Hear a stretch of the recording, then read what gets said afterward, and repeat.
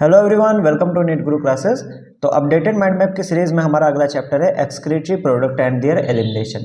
Syllabus की बात करें तो यहाँ पे सिलेबस में कोई चेंज नहीं हुआ है, तो जैसे पहले यह चैप्टर था अभी भी वैसा ही है। ठीक है, तो आपको सारी चीजें यहाँ पे पढ़नी है। ठीक है, तो सबसे पहले चैप्टर का नाम समझते हैं, फिर आगे बढ़ेंगे। चैप्टर का नाम है excretory product and their elimination. तो एक्सक्रीटरी प्रोडक्ट क्या होता है? मतलब ऐसी चीजें जो कि हम एक्सक्रीट करते हैं। अब ये चीजें वेस्ट भी हो सकती हैं, जैसे हमने खाना खाया तो जो भी खाने में प्रोटीन था, विटामिन था, वो सारी चीजें हमने अपने अंदर रख ली, और जो हमारे काम की चीजें नहीं थी, जो भी चीज वेस्ट था उस खाने में, वो हमने अपनी बॉडी से बाहर निकाल दिया। ऐसे ही जब हम कुछ पीते हैं तो उसमें जो भी इंपॉर्टेंट चीज होती है वो रख लेते हैं, बाकी चीजें यूरिन के थ्रू हमारी जो होती है बाहर निकल जाती है बॉडी से। इसके अलावा ये तो एक्सक्रीटिव प्रोडक्ट तो ये हो गया कि जो चीजें हमारे काम की नहीं है, अगर वो बॉडी में रखी रहेंगी तो हमारी बॉडी को बीमार करेंगी, तो उनको बाहर निकालना होता है, वो एक्सक्रीटिव प्रोडक्ट है। इसके अलावा जो हम बॉडी में एक्स्ट्रा डाल देते हैं, जैसे अगर मान लेते हैं एक दिन में आपने 10 लीटर पानी पी लिया किसी दिन, तो ये पानी की लिमिट से बहुत ज्यादा हो गया, तो इतना ज्यादा जब आप पानी पी लेते हैं तो पानी भी क्या है, एक एक्सक्रीटिव प्रोडक्ट बन गया। रीजन क्या है कि वो जरूरत से ज्यादा है हमारी बॉडी में, तो उसको भी हम एक्सक्रीट करेंगे। ठीक है, तो ये एक्सक्रीटिव प्रोडक्ट हो गया। एलिमिनेशन मतलब आपको पता है, ये बाहर निकालना। ठीक है, तो एक्सक्रीटिव प्रोडक्ट को पढ़ेंगे हम, और उसको एलिमिनेट कैसे करते हैं ये पढ़ेंगे। सब चैप्टर का नाम समझ में आ गया होगा। अब हम आगे बढ़ते हैं। तो सबसे पहले हम देखते हैं, कई सारे ऑर्गेनिज्म जो होते हैं वो अमोनिया एक्सक्रीट करते हैं, कुछ ऑर्गेनिज्म होते हैं यूरिया एक्सक्रीट करते हैं, और कुछ ऑर्गेनिज्म ऐसे होते हैं जो कि यूरिक एसिड एक्सक्रीट करते हैं। तो जो टॉक्सिसिटी होती है, मतलब अमोनिया, यूरिया और यूरिक एसिड, ये तीनों की तीनों टॉक्सिक सब्सटेंस है, मतलब ये थोड़े से जहरीले होते हैं। और टॉक्सिसिटी की बात करें तो अमोनिया सबसे ज़्यादा जहरीला होता है, उससे कम यूरिया जहरीला होता है, और सबसे कम जहरीला यानी सबसे कम टॉक्सिक यूरिक एसिड होता है। ठीक है, अच्छा, जितनी ज़्यादा टॉक्सिसिटी किसी चीज़ की होगी, उसको एक्सक्रीशन करने के लिए, उसको एक्सक्रीट करने के लिए उतनी ज़्यादा पानी की भी आवश्यकता होती है। जैसे अमोनिया सबसे ज़्यादा टॉक्सिक है, तो अमोनिया को एक्सक्रीट करने वाले ऑर्गेनिज्म के पास पानी की भरपूर मात्रा में पानी होना चाहिए। ठीक है, पानी उसको ज़्यादा जरूरत होगी उसको। ठीक है, यूरिया थोड़ा कम टॉक्सिक है, थोड़ा कम पानी की जरूरत होगी। यूरिक एसिड सबसे कम टॉक्सिक है, तो सबसे कम पानी की जरूरत यूरिक एसिड को एक्सक्रीशन में, यूरिक एसिड के एक्सक्रीशन में होगी। ठीक है, तो सबसे पहले आते हैं अमोनोटेरिक ऑर्गेनिज्म। अमोनोटेरिक मतलब ऐसा ऑर्गेनिज्म जो कि अमोनिया एक्सक्रीट करता है, उसे हम अमोनोटेरिक ऑर्गेनिज्म कहते हैं। अब इसमें क्या कहता है, फिशेज हो गई, एक्वाटिक इंसेक्ट्स हो गए और एम्फीबियंस हो गए। और आप देख लो, फिश, एक्वाटिक इंसेक्ट और एम्फीबियंस सबके पास पानी जो है अच्छी मात्रा में होता है, क्योंकि अमोनिया टॉक्सिक है, तो पानी वाले जो जानवर होते हैं जनरली वो अमोनोटेरिक होते हैं, है ना। ऐसा ऐसा कोई नियम नहीं है, लेकिन जनरली याद करना आसान हो जाएगा आपको, ये समझ लोगे तो। ठीक है, तो फिशेज, एक्वाटिक इंसेक्ट्स और एम्फीबियंस अमोनोटेरिक है, क्योंकि पानी की आवश्यकता ज़्यादा है और इनके पास पानी है। ठीक है, इसके अलावा जो अमोनोटेरिक ऑर्गेनिज्म होते हैं उनमें no role of kidney and excretion, मतलब एक्सक्रीशन में किडनी का कोई रोल नहीं होता, या कह लो ना के बराबर रोल होता है। ठीक है, यूरियोटेरिक मतलब ऐसे ऑर्गेनिज्म जो कि यूरिया एक्सक्रीट करते हैं, उनको हम यूरियोटेरिक कहते हैं। इसमें मैमल्स आते हैं, यानी इंसान भी मैमल ही है, तो इंसान भी यूरियोटेरिक होते हैं।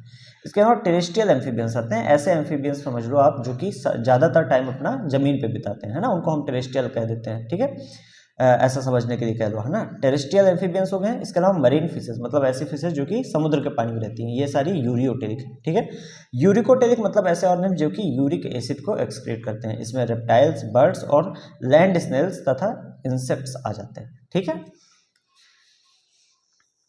अब हम आते हैं कुछ ऑर्गन्स के बारे में पढ़ते हैं जो कि एक्सक्रीशन में हेल्प करते हैं। जैसे इंसान के अंदर जो एक्सक्रीशन में हेल्प करता है वो कौन है, किडनी है। ठीक है, बाकी जगहों पे देख लेते हैं। जैसे अगर हम प्लेटीहेल्मिन्थेस, रोटीफर्स, कुछ एनालिड्स की बात करें, और एम्फियोक्सस नाम का एक सिफेलोकॉर्डेट होता है, इसके अंदर देखें तो इन चारों जगहों पे प्रोटोनेफ्रिडिया या फिर फ्लेम सेल्स पाई जाती हैं एक्सक्रीशन के लिए। ठीक है, किसमें, प्लेटीहेल्मिन्थेस में, रोटीफर्स में, कुछ एनालिड्स में, और एम्फियोक्सस नाम का एक सिफेलोकॉर्डेट है। ठीक है, नेफ्रिडिया कहाँ पाए जाते हैं, तो एनालिडा, जो जैसे कि अर्थवर्म है ना, अर्थवर्म में नेफ्रिडिया पाया जाता है एक्सक्रीशन के लिए। इंसेक्ट्स में माल्फिजियन ट्यूब्यूल पाया जाता है, और जो प्रॉन होता है जो कि एक क्रस्टेशियन है, प्रॉन या क्रस्टेशियंस में एंटीनल या ग्रीन ग्लैंड पाया जाता है एक्सक्रीशन के लिए, है ना। इंसान के अंदर क्या पाया जाता है एक्सक्रीशन के लिए, किडनी पाई जाती है। ठीक है, तो अब क्योंकि हम ह्यूमन फिजियोलॉजी पढ़ रहे हैं, तो सबसे पहले हम आ जाएंगे ह्यूमन के बारे में, मतलब सबसे पहले क्या, अब हम सारी चीजें ह्यूमन के बारे में पढ़ेंगे। तो हमारा एक्सक्रीशन कैसे होता है, सबसे पहली बात, हमारे एक्सक्रीशन के लिए हमारे पास होती है किडनी। किडनी एक बीन शेप का स्ट्रक्चर होता है ना, बीन के जैसे होती है, देखने में आपको दिख रही है यहाँ पे, है ना, कुछ ऐसा। ठीक है, तो ये बीन का शेप है, इस तरह की किडनी होती है। लोकेशन क्या होता है, तो लास्ट थोरेसिक और थर्ड लंबर वर्टिब्रा के बीच में होती है। ठीक है। अब यहाँ पे थोरेसिक और लंबर वर्टिब्रा क्या है, तो अगला चैप्टर जब आप पढ़ोगे लोकोमोशन एंड मूवमेंट करके जो है, वहाँ पे आप पढ़ोगे जो वर्टिब्रा होती है हमारी यानी रीढ़ की हड्डी, उसको 5 अलग अलग भागों में बांटा जाता है, डिवाइड किया जाता है। तो थोरेसिक वर्टिब्रा, लंबर वर्टिब्रा ये पार्ट है ना, मतलब टाइप्स ऑफ वर्टिब्रा है, या कह लो आप भागों में हमने डिवाइड किया है, ठीक है। तो जो आखिरी थोरेसिक वर्टिब्रा होती है और जो तीसरी लंबर वर्टिब्रा होती है, उनके बीच में किडनी की लोकेशन होती है, उनके बीच में किडनी रखी होती है, ठीक है। 10 से 12 सेंटीमीटर लंबाई होती है, 5 से 7 सेंटीमीटर की चौड़ाई होती है, विड्थ होती है, और 2 से 3 सेंटीमीटर की थिकनेस होती है, यानी मोटा होती है, ठीक है। यूनिट क्या होती है किडनी की, नेफ्रॉन, है ना, नेफ्रॉन नाम की एक सेल्स होती हैं जिनके थ्रू ये काम करती है किडनी, ठीक है। हर एक kidney, each kidney 1 million nephron, हर एक किडनी में 1 मिलियन नेफ्रॉन होते हैं, ठीक है। और टोटल किडनी कितनी होती है हमारे पास, 2 किडनी होती है, तो टोटल अगर पूछा जाए तो 2 मिलियन नेफ्रॉन, ठीक है। अब हम किडनी का जरा स्ट्रक्चर देख लेते हैं कि अंदर से कैसे दिखती है ना। अब देखो किडनी जो होता है, थोड़ा सा मैं आपको यहाँ पे समझा देता हूँ इसमें, ठीक है। मैंने बताया किडनी एक बीन शेप ऑर्गन है ना, तो कुछ ऐसी होती है किडनी, ऐसी, है ना, बीन के शेप की। अब इसका जो अंदर वाला हिस्सा होता है, मान लेते हैं इसको 2 भागों में डिवाइड कर दिया, ये जो अंदर वाला हिस्सा होता है इसको हम कहते हैं मेडुला, इसको हम कहते हैं मेडुला, ठीक है। और जो बाहर वाला हिस्सा तो है इसको कहते हैं कॉर्टेक्स। तो हमारी किडनी 2 भागों में डिवाइड होती है, कॉर्टेक्स एंड मेडुला, ठीक है। अब आओ यहाँ पे, तो देखो ये जो बाहर वाला भाग है इसको हमने कॉर्टेक्स लिखा है, लेकिन मेडुला मैंने यहाँ कहीं नहीं लिखा है, क्योंकि इतनी चीज़ें ऑलरेडी लिखी हुई हैं कि मतलब एक आध चीज़ें और मैं घुसा देता है इसी में, तो आप कंफ्यूज हो जाते हैं फिर कहाँ क्या चीज़ है, ठीक है। तो ये बाहर वाला हिस्सा कॉर्टेक्स है, अंदर वाला जो पार्ट है वो मेडुला है, ठीक है। अब मेडुला में पिरामिड शेप के कुछ स्ट्रक्चर्स पाए जाते हैं जिन्हें हम मेडुलरी पिरामिड कहते हैं। तो ये सब क्या है, ये और ये सारे क्या है, मेडुलरी पिरामिड है, ठीक है। किडनी से जस्ट आप अंदर आते हैं, जो ये रेनल वेन है, ये आर्टरी है। अच्छा, रीनल टर्म जो है किडनी के लिए यूज होता है, ठीक है। तो ये हिपैटिक टर्म जैसे हो गया, रीनल टर्म हो गया, ये सब टर्म्स होते हैं अलग अलग ऑर्गन के लिए, ठीक है। तो हिपैटिक टर्म किसके लिए होता है, लिवर के लिए होता है ना। वैसे ही रीनल टर्म किसके लिए होता है, किडनी के लिए होता है। तो रीनल आर्टरी और रीनल वेन, तो जैसे ही रेनल आर्टरी या वेन से आप अंदर आओगे तो जो हिस्सा आपको दिखता है उसे हम कहते हैं रीनल पेल्विस, ठीक है। तो ये रीनल पेल्विस है, ठीक है। अच्छा, रीनल पेल्विस से आगे आप पहले यहाँ पे आओ, मेडुलरी पिरामिड मैंने बताया था, है ना, मेडुलरी पिरामिड। अब जो कॉर्टेक्स होता है ना, उसका कुछ हिस्सा मेडुलरी पिरामिड के बीच में दिखाता है ना। ये मतलब ये कॉर्टेक्स का हिस्सा, ये देखो दोनों मेडुलरी पिरामिड के बीच में यहाँ पे आ गया, ठीक है, या यहाँ दोनों मेडुलरी पिरामिड के बीच में आ गया। तो जो कॉर्टेक्स का जो हिस्सा मेडुलरी पिरामिड के बीच में आ जाता है वो देखने में कॉलम की तरह हो जाता है, खंभे की तरह हो जाता है, उसे हम कहते हैं कॉलम ऑफ बर्टिनी।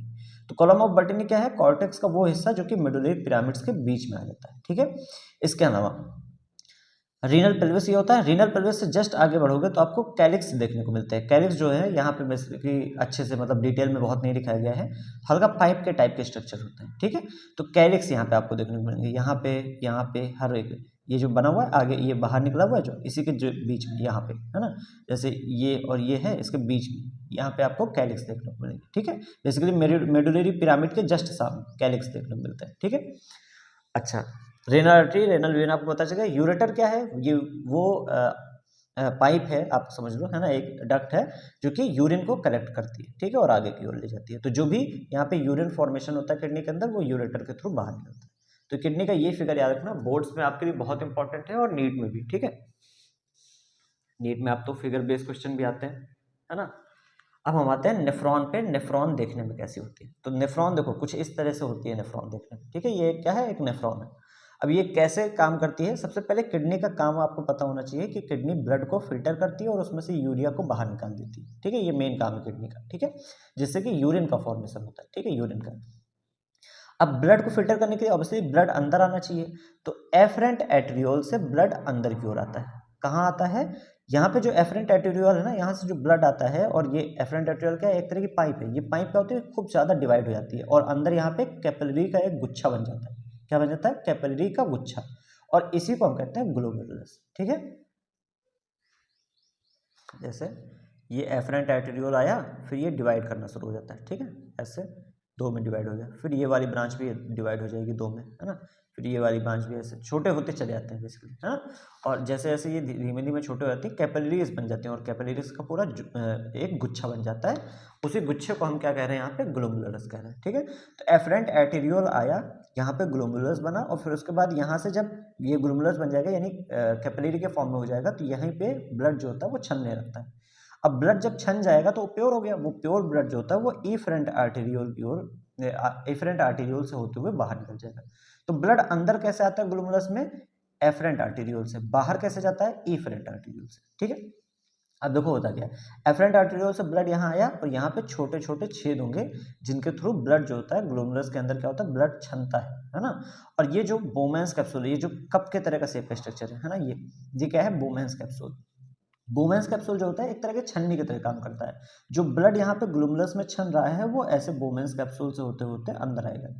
अब जब बोमेंस कैप्सूल से अंदर आएगा, अब ये ब्लड नहीं रहेगा, अब ये हो गया फिल्ट्रेट। अब हम इसे कहेंगे फिल्ट्रेट, ठीक है। ये जो ग्लोमेरुलस से अंदर ब्लड छना है, तो जो चीज छन गई है वही तो यहाँ आ रही है। सॉरी, थोड़ा गला खराब है एक्चुअली, है ना।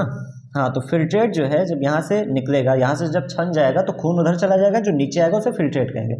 फिल्ट्रेट जब यहाँ से निकलेगा तो ये पहली ट्यूब में जब आएगा, जो मैंने टेढ़ी मेढ़ी बना रखी है, इसे हम कहते हैं पीसीटी, प्रॉक्सिमल कॉन्वोल्यूटेड ट्यूब्यूल, है ना। फुल फॉर्म आगे लिखा है तो लिखने की जरूरत नहीं है कुछ आपको, ठीक है। तो पीसीटी प्रॉक्सिमल कॉन्वोल्यूटेड ट्यूब्यूल, और ये टेढ़ी मेढ़ी होती है क्योंकि सरफेस एरिया ज़्यादा चाहिए होता है, ठीक है। तो ये पहली ट्यूब। प्रॉक्सिमल होता है पास में होना, क्योंकि ये ग्लोमेरुलस के पास में है तो इस वजह से प्रॉक्सिमल कॉन्वोल्यूटेड ट्यूब्यूल कहते हैं, ठीक है। अब ये फिल्ट्रेट फिर नीचे आता जाएगा। यहाँ पे जब नीचे आने लगेगा तो यहाँ पे जो ये वाली ट्यूब दिख रही है आपको, ये हेयर पिन शेप की होती है ना। वैसे यू शेप की दिख रही है आपको, ये होती है हेयर पिन शेप की, मतलब लड़कियां जो चिमटी लगाती हैं वैसे चिमटी के शेप की होती है। इसे हम कहते हैं हेनलेस लूप। तो अब फिल्ट्रेट आएगा सबसे पहले हेनलेस लूप के इस वाले पार्ट में, इसको हम कहते हैं descending limb of Henle's loop. Descending limb क्यों कहते हैं, क्योंकि नीचे उतर रहा है, डिसेंड मतलब होता है नीचे उतरना, ठीक है। तो descending limb of loop of Henley, फिर ये ऊपर जब चढ़ रहा है तो ascending limb of loop of Henley. तो फिल्ट्रेट पीसीटी के बाद आएगा डिसेंडिंग लिम्ब में, फिर यहाँ से ऊपर चढ़ने लगेगा तो होगा असेंडिंग लिम्ब में। असेंडिंग लिम्ब के बाद यहाँ पे फिर से एक ये जो टेढ़ी मेढ़ी ट्यूब मैंने बना रखी है, इसका कहते हैं डीसीटी, यानी डिस्टल कॉन्वोल्यूटेड ट्यूब्यूल। अब डिस्टल मतलब होता है पास, दूर होना, है ना। प्रॉक्सिमल मतलब पास में होना, डिस्टल मतलब दूर होना। तो क्योंकि ये ग्लोमेरुलस के दूर है डीसीटी, इस वजह से डिस्टल कॉन्वोल्यूटेड ट्यूब्यूल कहा गया।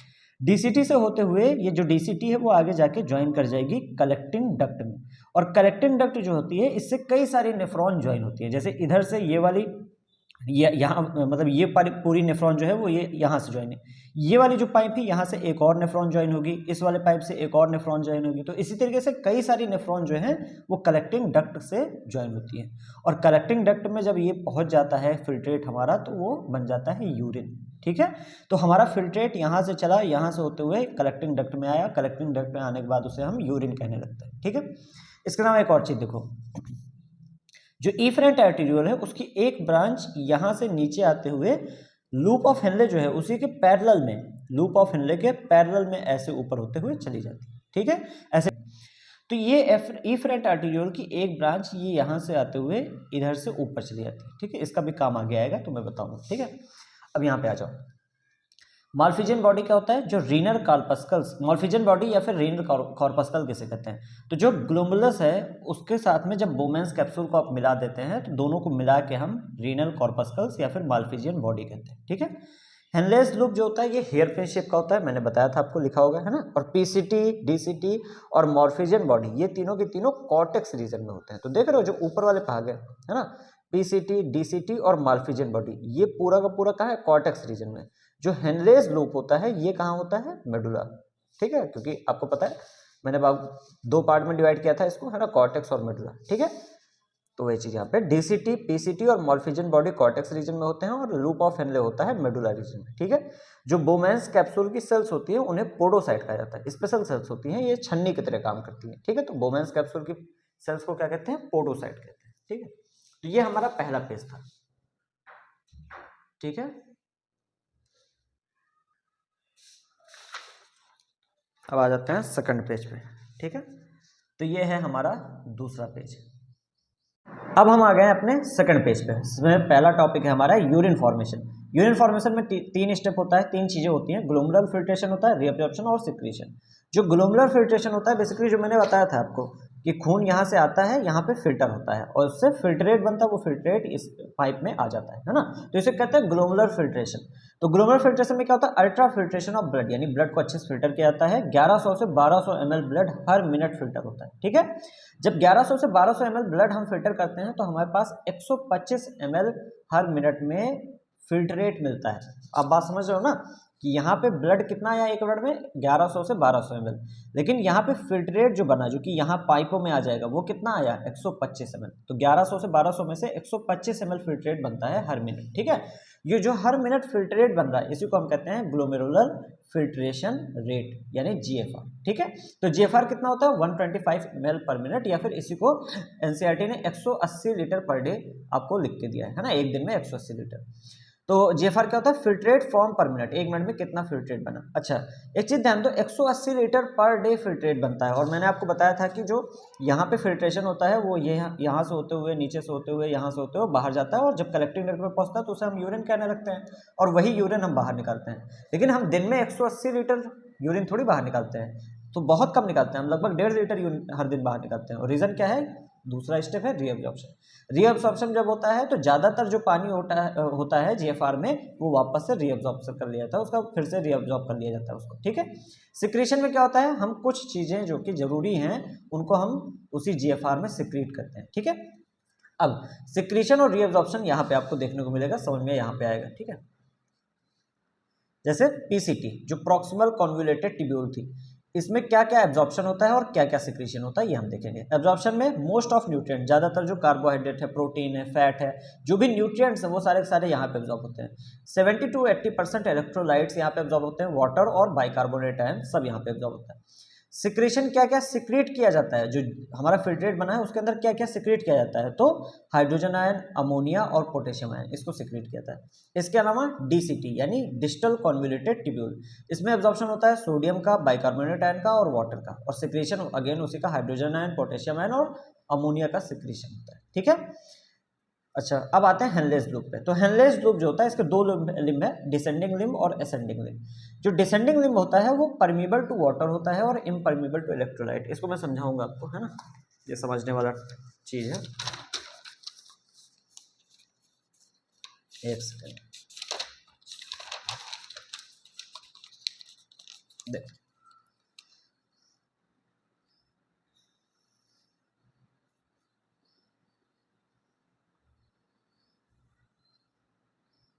ये है लूप ऑफ हेनले, ठीक है। ये इसका कौन सा लिम्ब है, डिसेंडिंग लिम्ब, नीचे जाता हुआ, यहाँ से फिल्ट्रेट जो है वो नीचे जाता है, तो ये डिसेंडिंग लिम्ब है। मैंने कहा descending limb permeable to water है, यानी वाटर इससे बाहर निकल सकता है, वाटर के परमिएबल है तो वाटर बाहर निकल सकता है ये। लेकिन जो इलेक्ट्रोलाइट्स होते हैं जैसे सोडियम आयन हो गया, पोटेशियम आयन, वो इससे बाहर नहीं निकल सकते हैं। तो जैसे जैसे यहाँ से फिल्ट्रेशन, जो हमारा फिल्ट्रेट है वो नीचे जाने लगता है, वाटर यहाँ से बाहर निकलने लगता है। अच्छा ये बताओ, कहीं से अगर वाटर धीमे धीमे बाहर निकाल दोगे तो कंसंट्रेशन बढ़ नहीं जाएगा? भाई पहले आपने 1 लीटर लिया था पानी, 1 लीटर में चीनी घोल रखी थी, अब है ना 1 लीटर में चीनी आपने घोल रखी थी, अब पानी आपने क्या किया, सिर्फ 100 ml लिया है और उतनी ही चीनी 100 ml में घोल रखी है, तो आपने पानी बाहर निकाल दिया जो, तो फिल्ट्रेशन जो वो मतलब जो फिल्ट्रेट है वो क्या हो जाएगा, कंसंट्रेटेड हो जाएगा। तो इसीलिए जब भी जो फिल्ट्रेट होता है वो जब डिसेंडिंग लिम्ब में नीचे की ओर जाता है, तो जैसे जैसे नीचे की ओर जाता है उसमें से पानी बाहर निकलने लगता है, और पानी बाहर निकलने की वजह से ये जो फिल्ट्रेट होता है ये क्या हो जाता है, कंसंट्रेटेड हो जाता है, ठीक है। तो कंसंट्रेशन इंक्रीज कर जाती है जैसे जैसे पानी फिल्ट्रेट जो है वो नीचे आता है। फिर फिल्ट्रेट यहाँ से होते हुए वापस से यहाँ ऊपर जाने लगता है। अब जब ये ऊपर जाने लगता है तो जो हेनलेस लूप का अपर वाला लिम्ब है, सॉरी अपर कह रहा हूँ, असेंडिंग वाला लिम्ब है ना, ये डिसेंडिंग लिम्ब था, असेंडिंग लिम्ब। असेंडिंग लिम्ब जो है ये वाटर से इम्परमीबल होता है, यानी वाटर इससे बाहर नहीं निकल सकता, लेकिन इलेक्ट्रोलाइट्स के परमीबल होता है, यानी इलेक्ट्रोलाइट्स यहाँ से बाहर निकल जाते हैं। तो पहले बार लेते हैं, ऐसे इलेक्ट्रोलाइट्स थे कई सारे, 6 7 8 9 10 थे। अब यहाँ पे सिर्फ बचे 3 4 5 6 बचे और 4 निकल गए बाहर, इलेक्ट्रोलाइट्स जो है बाहर निकल जाए। अब इलेक्ट्रोलाइट्स अगर आप बाहर निकाल दोगे तो यहाँ पे कंसंट्रेशन कम हो जाएगा, पानी की मात्रा हमने नहीं छेड़ी है, सिर्फ इलेक्ट्रोलाइट्स बाहर निकाल दिए हैं और इससे कंसंट्रेशन कम हो जाएगा। क्यों, आपने मान लेते हैं यहाँ पे पानी इतना रखा, यहाँ पे भी पानी इतना ही रखा, लेकिन यहाँ पे चीनी 10 ग्राम है और यहाँ पे दूसरे वाले में 10 ग्राम से कम करके आप 5 ग्राम कर दिए, तो हमने क्या किया, इलेक्ट्रोलाइट को बाहर निकाल लिया, तो कंसंट्रेशन कम नहीं हो गया, ये डाइल्यूट हो जाएगा। तो यहाँ पे कंसंट्रेशन बढ़ता है किसमें, डिसेंडिंग लिम्ब में, और असेंडिंग लिम्ब में कंसंट्रेशन कम होता है। या आप कह सकते हो डिसेंडिंग लिम्ब में कंसंट्रेट होता है यूरिन हमारा, और जो असेंडिंग लिम्ब होता है उसमें डाइल्यूट होता है ना, तो यहाँ पे डाइल्यूशन होता है। समझ में? तो यही चीज यहाँ पे लिखा हुआ है। हेनलेज लूप का जो डिसेंडिंग लूप होता है ना, हेनलेज लूप का जो डिसेंडिंग लिम्ब होता है वो कंसंट्रेट करता है फिल्ट्रेट को। क्यों? क्योंकि ये परमेबल होता है वाटर के और इम्परमेबल होता है इलेक्ट्रोलाइट्स के। जो असेंडिंग लिम्ब होता है वो इम्परमेबल होता है वाटर के और परमेबल होता है इलेक्ट्रोलाइट्स के, और ये डाइल्यूट कर देता है फिल्ट्रेट को। ठीक है, आखिरी में आते हैं collecting duct. Collecting duct, some urea from this duct pass to medullary interstitium to keep osmolarity. इसको भी समझो। मैं जरा एनसीईआरटी का आपको एक फिगर दिखाता हूँ, है ना, बस एक सेकंड रुकना, एक सेकंड। है ना, ये फिगर है एक एनसीईआरटी का, ये वाला नहीं, ये वाला। ठीक है, अब देखो मैंने बताया था ये है कॉर्टेक्स और ये है मेडुला, है ना, ये इनर मेडुला, ये आउटर मेडुला। ठीक है, जो कॉर्टेक्स है उसमें यहाँ पे देखो लिखा हुआ है 300 मिली ऑस्मोल पर लीटर। इसको कहते हैं ऑस्मोलैरिटी। ऑस्मोलैरिटी बेसिकली आप समझ लो कंसंट्रेशन होता है वाटर का और इलेक्ट्रोलाइट्स का, जो कंसंट्रेशन होता है उसी को हम ऑस्मोलैरिटी कहते हैं। ठीक है, ये सिंपल सीधी भाषा में। ठीक है, तो यहाँ पे कितनी ऑस्मोलैरिटी है, 300 मिली ऑस्मोल पर लीटर। फिर 300 से 600 हुई, 600 से 900, 900 से 1200, 1200 मिली ऑस्मोल पर लीटर, यानी लगभग 4 गुना ऑस्मोलैरिटी बढ़ गई। ये जो ऑस्मोलैरिटी है ये लगातार ऐसे ही मेंटेन होनी चाहिए, तभी फिल्ट्रेशन हो पाता है सही से, नहीं तो फिल्ट्रेशन नहीं हो पाएगा। और इसको मेंटेन कौन करता है, तो बाकी चीज़ें तो करती भी हेल्प करती है, लेकिन आपको एक इंपॉर्टेंट चीज़ रखना है कि जो ये कलेक्टिंग डक्ट है, ये हमारी, है ना, ये कलेक्टिंग डक्ट है, इससे यूरिया बाहर निकल आता है। कहाँ पे, मेडुला में। ये मेडुलरी देखो, इनर मेडुलरी रीजन है, तो मेडुलरी इंटरस्टिशियम में, यानी मेडुला वाली जगह में यूरिया इससे बाहर निकल आता है, और ये यूरिया का बाहर निकलना ऑस्मोलैरिटी को मेंटेन करके रखता है। ठीक है, ये नेफ्रॉन मैंने बना के रखा है, ये वासा रेक्टा, वासा रेक्टा याद है ना, है ना, ये वासा रेक्टा है। ठीक है, ये जो इफरेंट आर्टेरियोल की ये ब्रांच निकली है यहाँ से, है ना, इसी को हम वासा रेक्टा कहते हैं। ठीक है, तो ये नेफ्रॉन बना रखा है एनसीईआरटी ने, ये वासा रेक्टा बना रखा है। ठीक है, तो ये यही चीज लिखा है कलेक्टिंग डक्ट में। Some urea from this duct pass to medullary interstitium to keep osmolarity. Osmolarity को मेंटेन करने के लिए कुछ यूरिया यहाँ से मेडुलरी इंटरस्टिशियम के अंदर जाती है। अब जीएफआर का रेगुलेशन देखते हैं, यानी अगर जीएफआर बढ़ गया या कम हो गया तो उसको कैसे मेंटेन किया जाएगा। तो जैसे एक इंपॉर्टेंट है पॉइंट, जेजीए। जेजीए क्या होता है, जक्स्टा ग्लोमुलर अपरेटस। जो जक्स्टा जेजीए होता है ये formed where DCT and efferent arteriole contact. जो एफरेंट आर्टेरियोल होता है उसका डीसीटी पे एक जगह पे कॉन्टैक्ट होता है, मतलब मान लेते हैं ये एफरेंट आर्टेरियोल था, ये डीसीटी था, तो ये एक जगह पे जुड़े होते हैं, ऐसे कॉन्टैक्ट में रहते हैं, उसी जगह पे बनता है जेजीए। और ये जो जेजीए होता है ना, ये रेनिन नाम का एक हार्मोन सिक्रेट करता है। तो अगर जीएफआर कम हो जाता है तो जो जेजी सेल्स होती हैं, यानी जक्स्टा ग्लोबुलर सेल होती हैं, वो रेनिन सिक्रेट करती हैं, जिससे जीएफआर बढ़ जाता है। और जीएफआर कैसे बढ़ता है, renin increases GFR by increasing blood flow. Blood flow को इंक्रीज करके ये जीएफआर को इंक्रीज कर देता है, जो रेनिन होता है। ठीक है, यूरिन हम कितना रिलीज करते हैं, 1.5 लीटर पर डे, लगभग 1.5 लीटर, है ना, यूरिन हम पर डे रिलीज करते हैं। फॉर्मेशन तो जीएफआर का देखो 180 लीटर पर डे होता है, लेकिन उसमें से सब चीज़ रीअब्जॉर्ब होता है। ठीक है, 1.5 litre per day. Reabsorption passively, अच्छा रीअब्जॉर्प्शन किसका होता है, कैसे होता है, देखो वाटर और जो नाइट्रोजन वेस्ट होते हैं, जैसे अमोनिया हो गया, इसका जो रीअब्जॉर्प्शन होता है वो पैसिव ट्रांसपोर्ट से होता है, मतलब उसके लिए एनर्जी की जरूरत नहीं होती। ठीक है, ग्लूकोज, अमीनो एसिड और सोडियम आयन का जो एब्जॉर्प्शन होता है या रीअब्जॉर्प्शन होता है वो एक्टिवली होता है, मतलब इसके लिए क्या कहते हैं उसे, एटीपी की या एनर्जी की जरूरत पड़ती है। ठीक है, वाटर नाइट्रोजन के लिए कोई एटीपी या एनर्जी नहीं चाहिए, इसलिए पैसिव ट्रांसपोर्ट, है ना। ग्लूकोज, अमोनिया, सोडियम के लिए एटीपी या एनर्जी की जरूरत होती है, इसलिए एक्टिवली ट्रांसपोर्ट किया जाता है या एब्जॉर्ब किया जाता है इनका। ठीक है, तो ये भी याद रखना, डायरेक्ट क्वेश्चन आते हैं इस पर। अब आते हैं काउंटर करंट मैकेनिज्म पे। काउंटर करंट मैकेनिज्म कैसे होते हैं, created as flow of filtrate in two limbs of loop of Henle and in vasa recta is in opposite direction. तो इसको समझो, काउंटर करंट मैकेनिज्म इस वजह से आती है क्योंकि ये लूप ऑफ हेनले है ना, यहाँ पे लूप ऑफ हेनले फिर से बनाते हैं, है ना। ठीक है, ये हेनलेस लूप है। ठीक है, यहाँ पे जो फिल्ट्रेट है उसका फ्लो कैसे है, इस डायरेक्शन में है। यहाँ पे किस डायरेक्शन में, इस डायरेक्शन में। ये है वासा रेक्टा। यहाँ पे जो वासा रेक्टा में जो फ्लो है ब्लड का, वो किस डायरेक्शन में, इस डायरेक्शन में। और यहाँ पे किस डायरेक्शन में, इस डायरेक्शन। तो देख रहे हो लूप ऑफ हेनले में जिस डायरेक्शन में फ्लो हो रहा है, वासा रेक्टा में उसके जस्ट अपोजिट डायरेक्शन में फ्लो हो रहा है। और इसी को हम कहते हैं काउंटर करंट। काउंटर मतलब होता है एक दूसरे का अपोजिट होना, है ना। काउंटर क्लॉकवाइज आपने सुना है, क्लॉकवाइज मतलब सीधी, और काउंटर क्लॉकवाइज मतलब उल्टे डायरेक्शन में।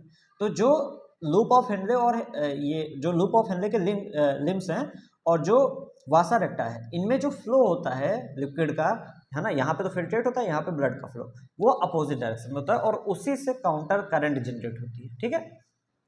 तो created as flow of filtrate in two limbs of loop of Henle and in vasa recta is in opposite direction. और ये हेल्प करता है, काउंटर करंट मैकेनिज्म हेल्प करता है यूरिन कंसंट्रेशन, यूरिन को कंसंट्रेट करने में, ठीक है। अब एक चीज ध्यान रखना है कि वैसे तो काउंटर करंट मैकेनिज्म जो होता है मैं डिटेल में पढ़ा सकता हूँ, है ना, लेकिन उसमें जाएंगे 15-20 मिनट एटलीस्ट, ठीक है। तो उससे आपको समझ में आएगा कि किस तरीके से यूरिन का कंसंट्रेशन होता है फ्लो की वजह से, है ना, उल्टे फ्लो होने की वजह से यूरिन का कंसंट्रेशन कैसे होता है। लेकिन क्योंकि ये माइंड मैप है, यहाँ पे हम रिवीजन करते हैं, ठीक है, तो हम अभी उतने डिटेल में नहीं जाएंगे। अभी मैं आपको चीज़ों को रटाना चाह रहा हूँ, जिससे कि जो एग्जाम आने वाला है आपका, जो भी पास में एग्जाम है, वो एकदम अच्छे से निकल जाए, ठीक है। तो फिलहाल आप ये याद रखिएगा कि क्यों काउंटर करंट जनरेट हुई है, ठीक है। और ये हेल्प किस चीज़ में कर रही है, यूरिन कंसंट्रेशन में। जो यूरिन बनती है वो 4 टाइम्स मोर कंसंट्रेटेड होती है देन इनिशियल फिल्ट्रेट, मतलब फिल्ट्रेट जितना बना होता है उससे 4 गुना ज़्यादा कंसंट्रेटेड यूरिन बनती है, ठीक है। ऑस्मोलैरिटी ऑलरेडी मैंने बता दिया, इसको मिली ऑस्मोल पर लीटर में नापा जाता है। कॉर्टेक्स में 300 ऑस्मोलैरिटी होती है और मेडुला में 1200 मिली ऑस्मोल पर लीटर होती है ऑस्मोलैरिटी, ठीक है। Gradient is due to NaCl plus urea. जो ये ग्रेडियंट आता है ना, जो मतलब ये ऑस्मोलैरिटी आप देख रहे हैं 300 की 1200, है ना, मतलब ये इससे क्या होता है, फिर से उस फिगर को देखते हैं,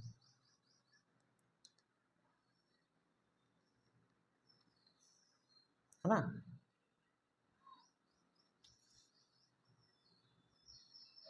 हाँ, ये 300 है, यहाँ 1200 है, यहाँ पे एक बन गया ग्रेडियंट, ठीक है, ऊपर कम और नीचे ज़्यादा, ये ग्रेडियंट बन गया, ठीक है। और ये ग्रेडियंट क्यों होता है, gradient is due to NaCl और यूरिया। ये ग्रेडियंट सोडियम क्लोराइड और यूरिया की वजह से मेंटेन हुआ रहता है, ठीक है। अब urinary bladder stretches when it's फिल्स up with urine. जब यूरिनरी ब्लैडर होता है ये स्ट्रेच हो जाता है जब इसमें यूरिन फिल होती है, ठीक है। और जब ये स्ट्रेच होता है तो इसके जो दीवार होती है, यूरिनरी ब्लैडर की जो दीवार होती है उस पर स्ट्रेच रिसेप्टर्स होते हैं। वो CNS यानी सेंट्रल नर्वस सिस्टम, या कह लो आप ब्रेन को सिग्नल देते हैं, गिव सिग्नल टू CNS या central nervous system. CNS give signal to initiate. अब CNS जो होता है वो सिग्नल वापस भेजता है, जिससे दो चीजें होती हैं। पहला, contraction of smooth muscles of bladder, bladder की स्मूथ मसल्स कॉन्ट्रैक्ट होती हैं जिससे कि यूरिन बाहर निकल सकते हैं। दूसरा, रिलैक्सेशन ऑफ यूरेथ्रल इंस्फिंक्टर। जो यूरेथ्रल इंस्फिंक्टर होता है वो रिलैक्स होता है, और यूरेथ्रल इंस्फिंक्टर जब रिलैक्स होगा तो उससे यूरिन पास होगी, ठीक है, उससे यूरिन बाहर निकलेगी, ठीक है। और इन्हीं दोनों से यूरिन जो होती है वो रिलीज हो जाती है, और यूरिन का रिलीज होना हम कहते हैं मिक्सुडेशन, ठीक है। तो मिक्सुडेशन क्या होता है, बेसिकली बॉडी से यूरिन का बाहर निकलना, ठीक। तो ये था सेकंड पेज। अब हम आते हैं अपने आखिरी पेज पे,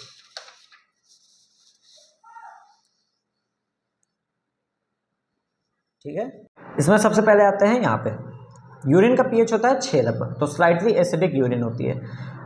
हम 25 से 30 ग्राम यूरिया एक्सक्रीट करते हैं पर डे अपनी यूरिन के थ्रू, है ना। तो यूरिन से हमारी 25 से 30 gram urea per day excrete होती है। अब दो कंडीशन है यहाँ पे, जैसे ग्लाइकोसूरिया क्या होता है, ग्लूकोज इन यूरिन, हमारे यूरिन में ग्लूकोज ज़्यादा दिखना, इसको हम ग्लाइकोसूरिया कहते हैं। कीटोन यूरिया क्या होता है, हमारी यूरिन में कीटोन बॉडीज का दिखना, कीटोन यूरिया कहलाता है। ग्लाइकोसूरिया और कीटोन यूरिया जो होते हैं ये इंडिकेट करते हैं डायबिटीज मिलिटस, है ना। दो तरह की डायबिटीज आपने पढ़ा होगा, इंसिपिडस और मिलेटस। तो डायबिटीज मिलेटस को यहाँ पे इंडिकेशन देखते हैं, ठीक है। अब आते हैं रेगुलेशन पे। रेगुलेशन मतलब ऑलरेडी मैं बता चुका हूँ, अगर GFR कम हुआ तो बढ़ाना, अगर ज़्यादा हो गया तो उसको कम करना, एक बैलेंस बनाना, इसी को रेगुलेशन कहते हैं।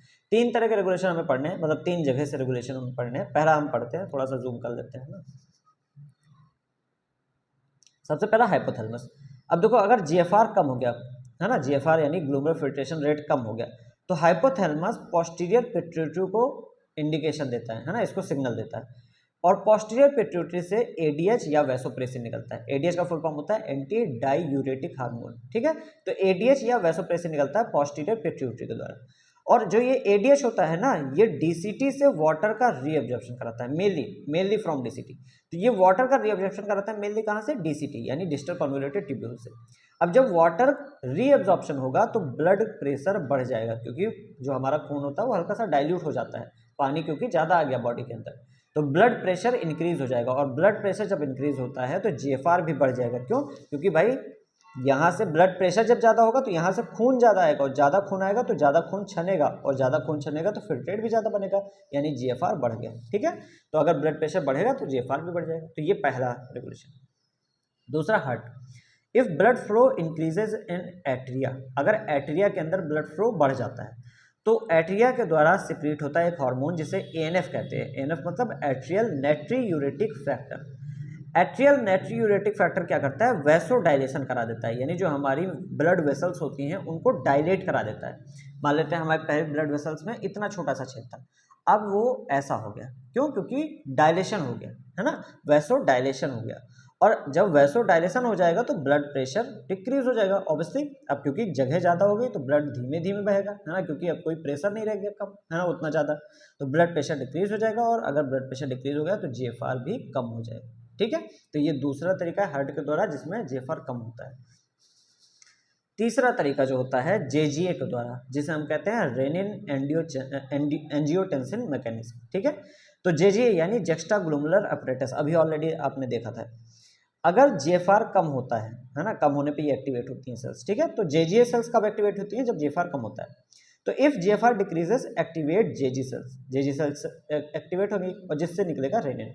रेनिन करता क्या है, renin converts angiotensinogen to angiotensin 1। Renin क्या करता है, एंजियोटेंसिनोजेन को एंजियोटेंसिन 1 में चेंज कर देता है, फिर एंजियोटेंसिन 1 को एंजियोटेंसिन 2 में चेंज कर देता है। अब ये जो एंजियोटेंसिन 2 होता है ना, ये पावरफुल वैसो कॉन्ट्रिक्टर है, मतलब ये जो हमारी जो वेसल्स होती हैं, ब्लड वेसल्स, उनको ऐसे कॉन्ट्रैक्ट कर देता है, और जब जगह कम हो जाएगी तो जो ब्लड है उसका फ्लो बढ़ जाएगा, तो इससे क्या होगा, ब्लड प्रेशर इंक्रीज कर देगा और इससे जीएफआर बढ़ जाएगा, ठीक है। तो एक तो तरीका ये होता है कि एंजियोटेंसिन 2 जो होता है वो वैसो कॉन्ट्रिक्टर है, तो जो वेसल्स हैं उनको कॉन्ट्रैक्ट कर दे, जीएफआर बढ़ जाएगा। भाई जीएफआर कम हुआ था, हमने बढ़ा दिया, है ना। दूसरा तरीका ये है कि जो एंजियोटेंसिन 2 होता है ये एक्टिवेट करता है एड्रेनल कॉर्टेक्स, जिससे निकलते हैं एल्डोस्टेरॉन नाम का हार्मोन। एल्डोस्टेरॉन रीअब्जॉर्प्शन कराता है वाटर और सोडियम का डीसीटी से, यानी जो डिस्टल कॉन्वोल्यूटेड ट्यूब्यूल होते हैं वहां से वाटर और सोडियम का ये रीअब्जॉर्प्शन कराता है एल्डोस्टेरॉन। अब जब ये रीअब्जॉर्प्शन होगा था तो ब्लड प्रेशर इंक्रीज करेगा। भाई वाटर भी रीअब्जॉर्ब हुआ, सोडियम भी रीअब्जॉर्ब हुआ, जिससे ब्लड प्रेशर इंक्रीज करेगा और जीएफआर इंक्रीज कर जाएगा। तो जहां कम हुआ था हमने वहां इंक्रीज किया, जहां इंक्रीज हुआ था वहां हमने कम किया, इसे कहते हैं रेगुलेशन, ठीक है। आगे बढ़ते हैं। अब छोटी मोटी बीमारियां हैं, कुछ छोटे मोटे पॉइंट्स हैं जिनको हम डिस्कस करेंगे, ठीक है। तो सबसे पहला एक्सक्रीशन, हमारी किडनी ने तो किया, इसके अलावा और भी जगह पे एक्सक्रीशन होता है, जैसे लंग्स के द्वारा वाटर का एक्सक्रीशन होता है। इसके अलावा 200 ml कार्बन डाइऑक्साइड पर मिनट हम लंग्स से बाहर निकालते हैं, और कार्बन डाइऑक्साइड भी तो एक एक्सक्रीटिव प्रोडक्ट है हमारे लिए, बाहर निकालना जरूरी है। वाटर कैसे निकलता है लंग्स के द्वारा, तो जो वाटर वेपर के फॉर्म में जब आप सांस लेते हैं, जब आप सांस छोड़ते हैं तो बॉडी से वाटर वेपर के फॉर्म में वाटर बाहर निकलता है, ठीक है। लीवर के द्वारा bile salts, degraded steroid hormones, cholesterol, vitamin और ड्रग्स, इनका एक्सक्रीशन किया जाता है, इनको बाहर निकाला जाता है। इसके अलावा स्वेट और सेबेसियस ग्लैंड जो होती हैं, स्वेट से NaCl, यूरिया और लैक्टिक एसिड बाहर निकलता है, यानी जो आप पसीना जो आपका होता है उसमें क्या कहते हैं उसे, NaCl, यूरिया और लैक्टिक एसिड उससे बाहर निकलता है। जो सेबेसियस ग्लैंड होती हैं, जो सीबम आपके चेहरे पे आ जाता है ना, आप कहते हैं ऑयली फेस है, तो वो ऑयल नहीं होता, वो सीबम होता है। तो सेबेसियस ग्लैंड से सीबम निकलता है, और सीबम से क्या क्या निकलता है, स्टेरॉल्स, हाइड्रोकार्बन्स और वैक्सेस। तो ये सब भी क्या है, एक्सक्रीटरी प्रोडक्ट्स हैं जो कि बाहर निकलते हैं, ठीक है। हीमोडायलिसिस, या जिसे सिर्फ डायलिसिस कहते हैं, ये क्यों काम आती है, जब आपकी किडनी खराब जाती है तो ये काम आता है, हीमोडायलिसिस किया जाता है या डायलिसिस किया जाता है। हीमोडायलिसिस में क्या किया जाता है, मान लेते हैं अगर किसी की किडनी खराब हो गई तो जो आर्टरी है उसका ब्लड लिया जाएगा, उसमें एंटीकोगुलेंट डलाया जाएगा, जैसे हिपैरिन। हिपैरिन क्या है? एक एंटीकोगुलेंट, क्योंकि जैसे ही ब्लड आपके शरीर से बाहर निकलेगा वो क्या हो जाएगा? जमने लगेगा, वो कोगुलेशन होने लगेगा उसका, है ना, उसकी क्लॉटिंग होने लगेगी। तो यहाँ पे हम क्या करते हैं, आर्टरी से ब्लड बाहर निकालते हैं और उसमें एंटीकोगुलेंट मिला देते हैं। कौन सा? हिपैरिन। हिपैरिन हमने मिला दिया, ठीक है। फिर पम्प्ड टू डायलाइजिंग यूनिट, अब हम डायलाइजिंग यूनिट पे डाल देते हैं। एक मशीन होती है, उसके अंदर हम डाल देते हैं। ये जो डायलाइजिंग यूनिट होती है ना, ये सेलोफेन और डायलाइजिंग फ्लूइड से बनी हुई होती है।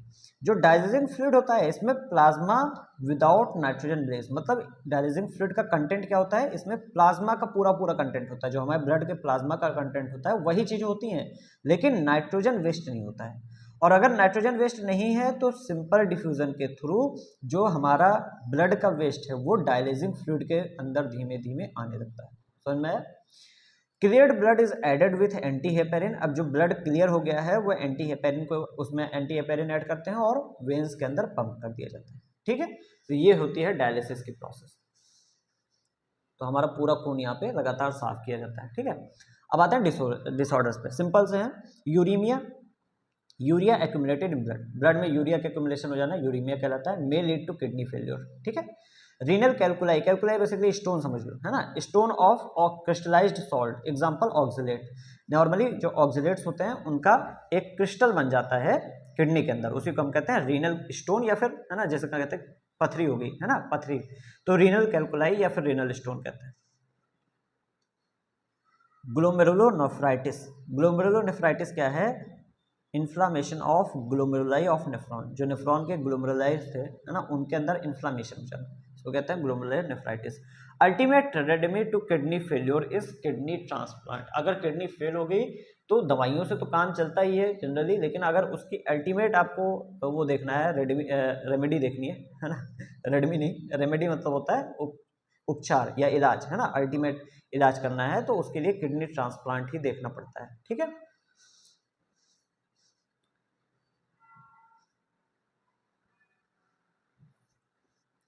तो ये था हमारा थर्ड पेज, है ना, यहीं पे हमारा चैप्टर खत्म होता है।